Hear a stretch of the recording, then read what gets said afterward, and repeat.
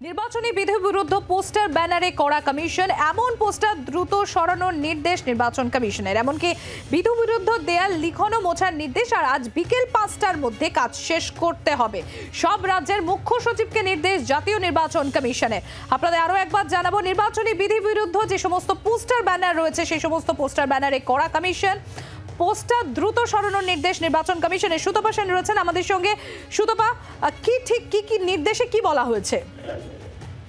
দেখো, যেহেতু নির্বাচনের দিনক্ষণ ঘোষণা হয়ে গেছে, শুধু তাই নয়, প্রথম দফার ভোট তার নোটিফিকেশনও জারি হয়ে গেছে। এই অবস্থায় দাঁড়িয়ে নির্বাচন কমিশন প্রত্যেক রাজ্যের মুখ্য নির্বাচনী আধিকারিক এবং রাজ্যের মুখ্য সচিবদের চিঠি দিয়েছেন এবং সেখানে পরিষ্কারভাবে বলেছেন যে যেখানে অবাঞ্ছিত পোস্টার, হোর্ডিং, প্ল্যাকার্ড বা দেয়াল লিখন রয়েছে সেই সমস্ত কিছু মুছে ফেলতে হবে এবং আজকে বিকালের মধ্যেই কিন্তু এই কাজ কমপ্লিট করে নির্বাচন কমিশনকে রিপোর্ট জমা দিতে হবে। কাজে বুঝতেই পারছো যে তারা একেবারেই এই ধরনের অবাঞ্ছিত জিনিসগুলো রাখতে নারাজ এবং সেই কারণেই আগাম নির্দেশ পাঠিয়ে দেওয়া হয়েছে এবং আজকে ডেডলাইন আজকে দেওয়া হয়েছে। আজকে বিকালের মধ্যে সমস্ত কাজ কমপ্লিট করে ইসিকে রিপোর্ট পাঠাতে হবে। ধন্যবাদ সুতপা।